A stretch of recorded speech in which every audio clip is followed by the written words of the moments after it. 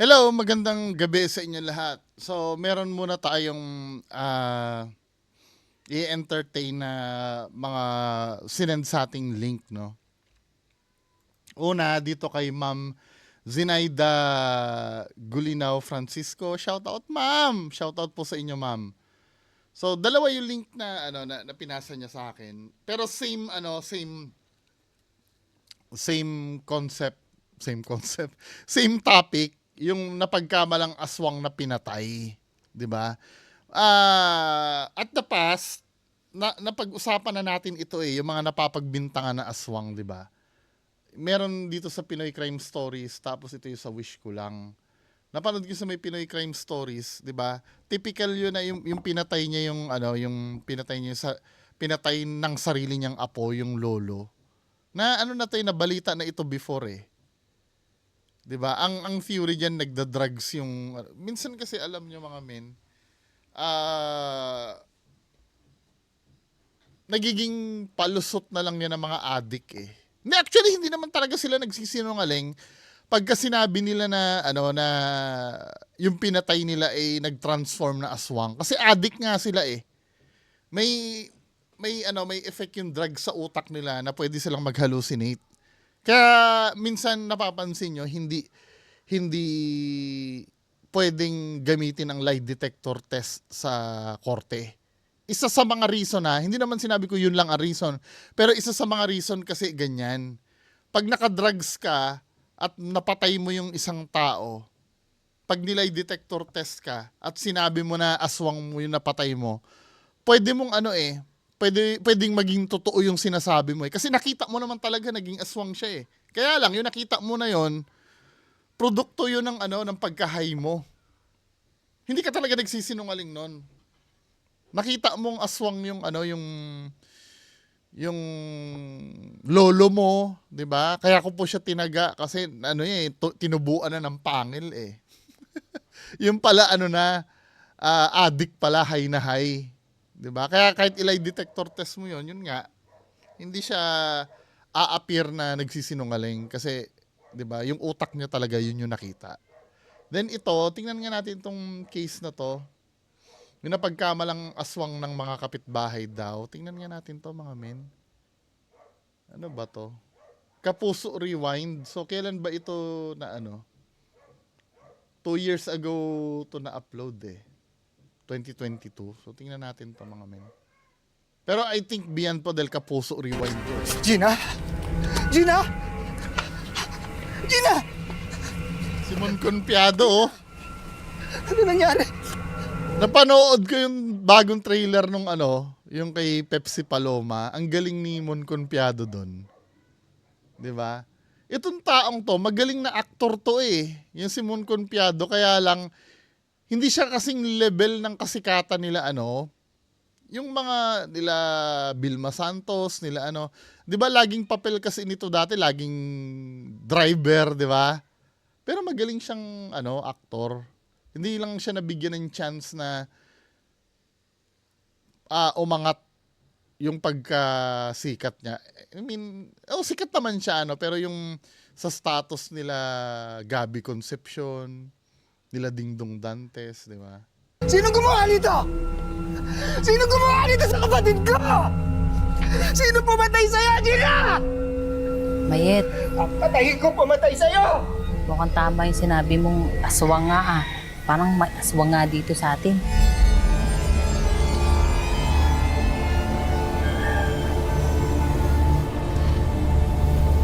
Hindi ka na.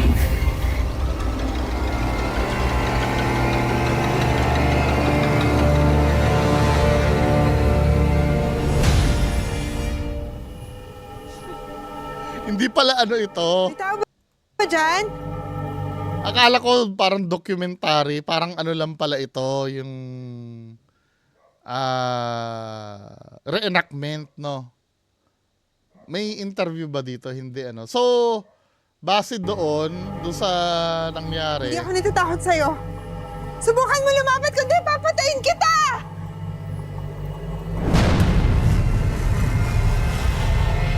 Tulong! Aswang! Aswang! Huwag ka lalapit!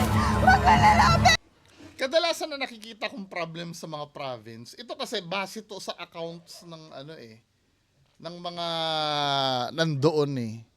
'Di ba? Yung pag may namatay, unang-una, common sense lang naman ang gagamitin mo pag may namatay doon. Hindi ko naiintindihan ba't kailangan ibintang agad sa aswang. Dapat nalaman muna natin ano ba yung kinamatay. Kung namatay yun, baka mamaya ni-rape yun, hindi naman aswang yun. Or baka may saksak, 'di ba? Ano ba pag aswang? Ano ba yung traditional na pagkakaalam natin na aswang? Yung pagkakinain ng laman loob, 'di ba? Pero yung ganito, ano ba?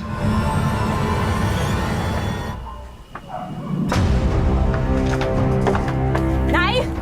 Kuya! Kuya, wala si nanay! Sira ang kandado. Nakatakas ang nanay na.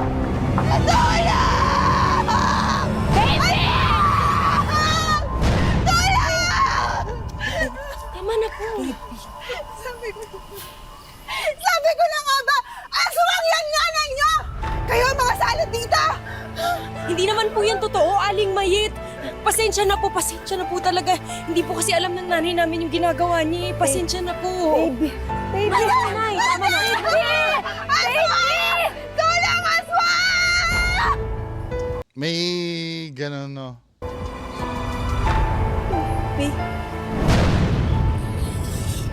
Papatayin ko ang pumatay sa'yo, Gina. Paghihiganti kita. So ngayon, itong may namatay na hindi niya alam kung sinong pumatay sa asawa niya, maririnig yung sumbong nung biktima di umano. Mio! Mio, tulungan mo ako! Inatake ako ng aswang yung matanda si Imelda! Ano? Sinasabi ko na nga ba eh, aswang yung nanay ng mga batang yon! So doon nagtatapos yung clip. So alam nyo na yung mangyayari doon, no? Nang dahil lang doon sa encounter na yon, 'di ba? Kaya maraming nadideds dahil yun sa paniniwala na yun eh. Anyway, move on tayo, no? Move on tayo dito sa isang topic. So salamat Ma'am Zenaida Gulinaw Francisco. Next, ito naman. Ito kay Apo Philip Apollo, no? Ano ito? Ano ba caption nito? Kinulam daw dahil magaling daw mag-zumba. Ano ba? So dami-dami ng pwedeng reason. Yun ang nasa caption eh. Oh, kinulam dahil magaling mag-zumba.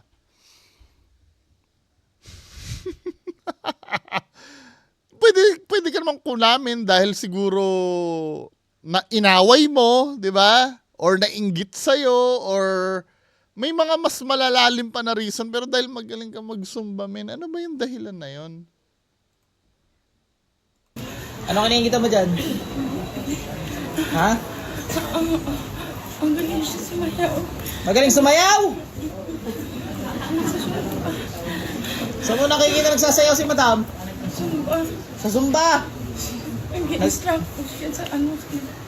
Eh ikaw, nagsusumba ka rin? Opo. Hindi ka magaling? Kaya kinulam mo dahil magaling magsumba rin. Sari-sari na kayo mga lintik kayo. Pag mainit ang ulo ko eh. Dali, tanggal ka dyan. Sampol nga. Sumba ka ngayon. Titingnan natin, baka magaling ka rin magsumba eh. Bilis, ubusin mo yan. Bali siya sinusundan mo pag nagsusumba kayo? Ha? Hindi. Bakit yan ang kinulam mo? Ibang pinapanood mo pag nagsusumba ka? Are, instructor.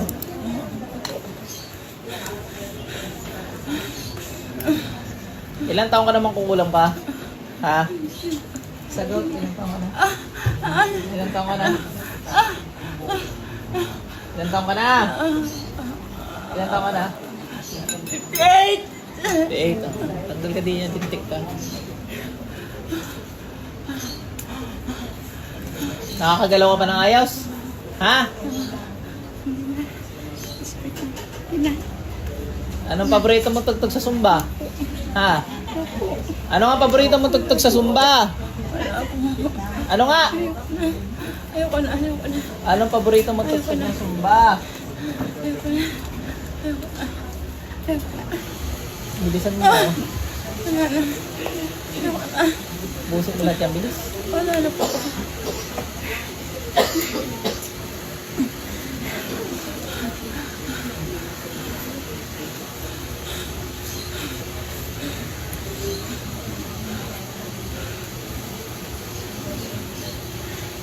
Bilis.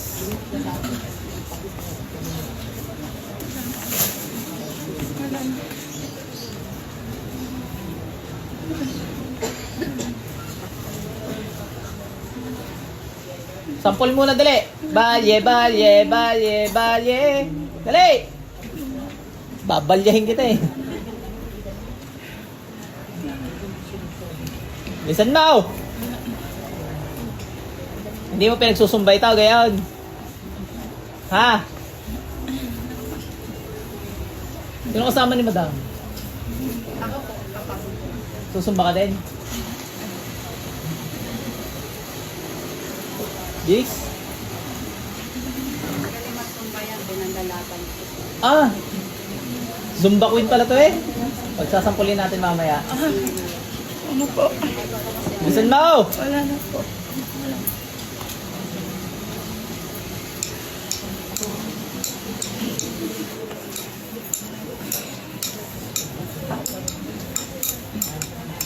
Ito ha, tatanungin ko lang. Minsan nakakaduda, no? Hindi, ito ha, tatanungin ko. Bakit ako para sa akin lang yung ganong kababaw na reason, ipapakulam mo. Hindi, malay mo, may mga tao talagang petty, no? Pero, yung madaling paaminin kung bakit niya nagawa. Lalo na yung ang pinaka mind-boggling sa akin na yung ginagamot ni Maestro Ozzy. Sabing ganon. Kaya dahil naiinggit ako sa kanya daw, yun ang sinabi nung mangkukulam. Kaya daw niya kinulam kasi naiinggit daw siya. Sa akin, wala namang umaamin na naiinggit eh. Meron siguro aaminin na naiinggit in a positive way na ako nga naiinggit sa'yo dahil ikaw successful ka na. Kaya nagiging inspirasyon kita. Yung mga inggit na positive, okay lang eh. Pero yung inggit na negative, I don't think na may umaamin na ganun eh. Kaya nung halimbawa, nung may ginagamo si Maestro Ozzy, bakit mo siya kinulam? Kasi naiinggit ako sa kanya. Wala naman siyang ginagawa sa akin. Yung gumaganon. Ba't mo aaminin na naiinggit ka? Kasi ang inggit kasi, hindi naman kaamin-amin yan eh. Pwede mong sabihin na kaya ako galit sa kanya kasi mayabang siya. Yon, ganon. Pero not directly sasabihin mong naiinggit ka. 'Di ba? Hindi directly mong aaminin naiinggit ka. Parang katulad nito, no? Yung Zumba, napaka-petty nun, men eh. Parang pwede mo sabihin na kaya ko siya kinulam dahil mayabang siya. Pwede, 'di ba? Kasi ang negative nun, parang gina-justify mo kung bakit mo siya kinulam eh. Hindi yun dahil magaling siyang mag-Zumba.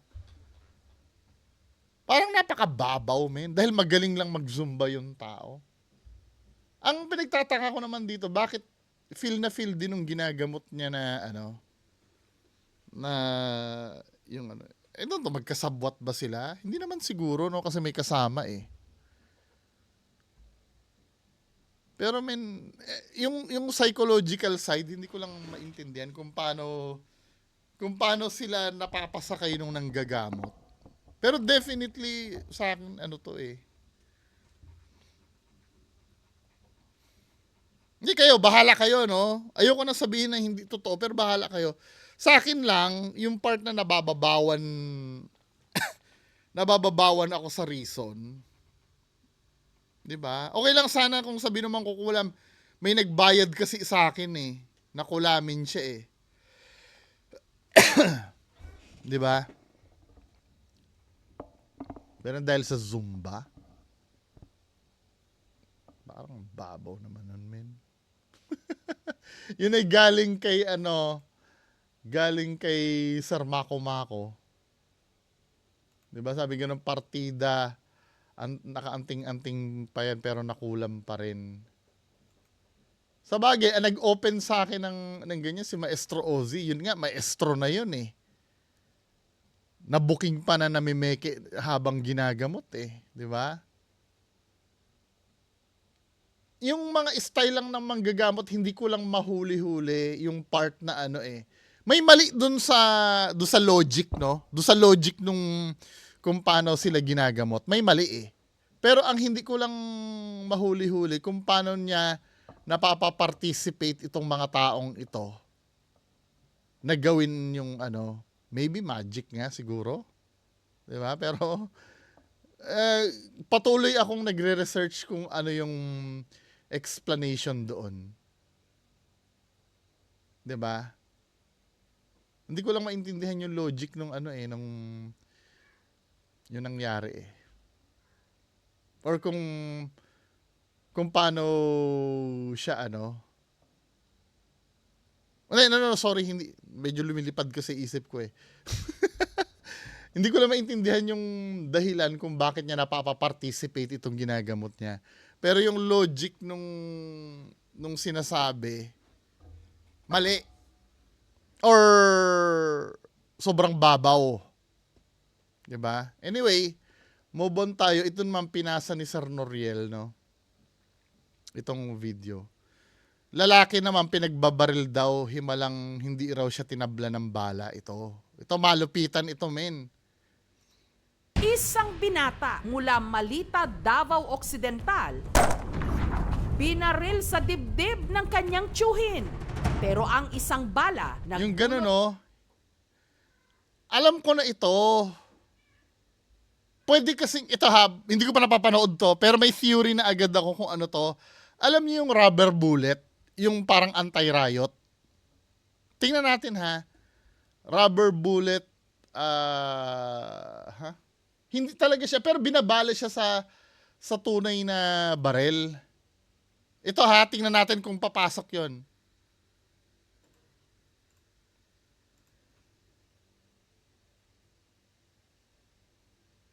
Diba? Rubber bullet.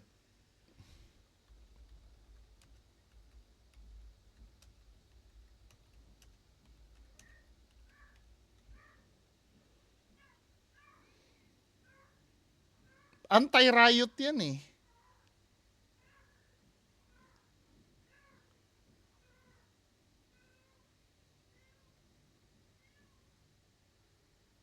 Ayan o, hindi naman sila na ito nga, natamaan sa ulo ng rubber bullet eh. Pang-riot yan eh. Ayan o. Rubber bullets.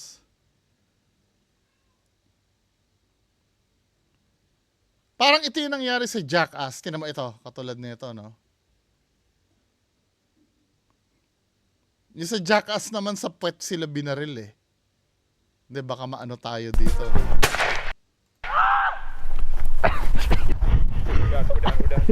You okay? Tingnan natin yung yung tinamaan. Ano ba yan? Oh, you got a couple. Arm, Oh man. bottom of the leg, Ayan o. Di ba? butt, Yung yung mismong tama sa balat. Ganun ang itsura nun eh.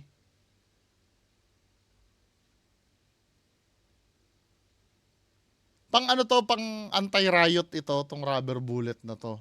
Pero tingnan natin, no? Tingnan natin yung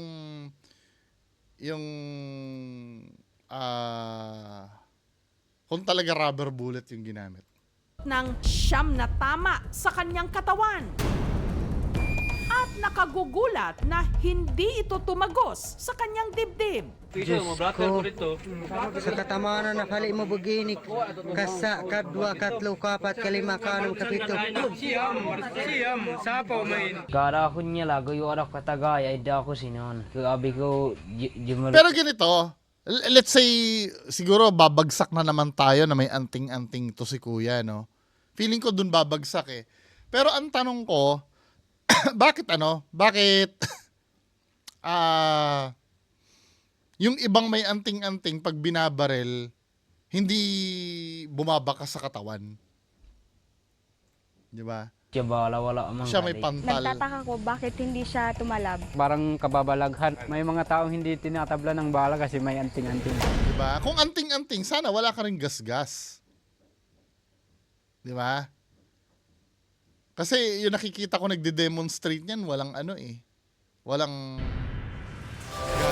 Si Jason ay nabulaan ng meron siyang bertud o agimat. Wala yan ting-anting ko, anyo wala man. Pero pagpapahagi niya, di umano, merong pinainom sa kanya confirmation bias. niyang lolo noon Hinanapan na lang niya ng dahilan yan. na posible raw nagbigay sa kanya ng kakaibang lakas. Inom ako asin nilo, inom kami asin, tagbi pa kami, buwi na kami. Isang klase raw ito ng herbal oil mula sa iba't ibang klase ng mga halamang gamot. Sambog siguro na hinungdan, nawa ako talay may kay subuwang Okay kami ng baklag dahilan, kasi baka kanya pa, hindi pa siya sure.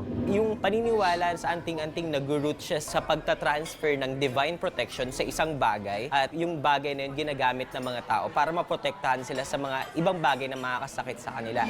Pero nasa na kaya ang suspect na si Carding? Pinuntahan kaagad namin yung area, pakahulihin ang yung suspect. Nakatakbo yung suspect, wala na doon. Hanggang O kinabukasan, baka mamaya airgun yung yung nahuli dala. po natin yung suspect together with the firearm. Nakadetini ngayon si Carding sa Malita Municipal Police Station. Nagpaunlak siya ng panayam. Bakit nga ba niya binaril ang kanyang pamangkin? Ang simpleng inuman daw kasi nila nung araw na yon, nauwi sa hamunan. Pabaril niya sa akin yung kanyang uncle. Bakit ipabaril mo sa akin si dili. Talawan di ay ka, puti kag itlog. Nimo. Yaman gibunlot ang lagaraw. Ayon kay Carding, di umano, nagyabang naman doon pala. lang daw niya kinuha ang kanyang surit-surit. Pusil na lang diyon ako to kay ako may mapatay ato. Nakita mo ba itong itak ko?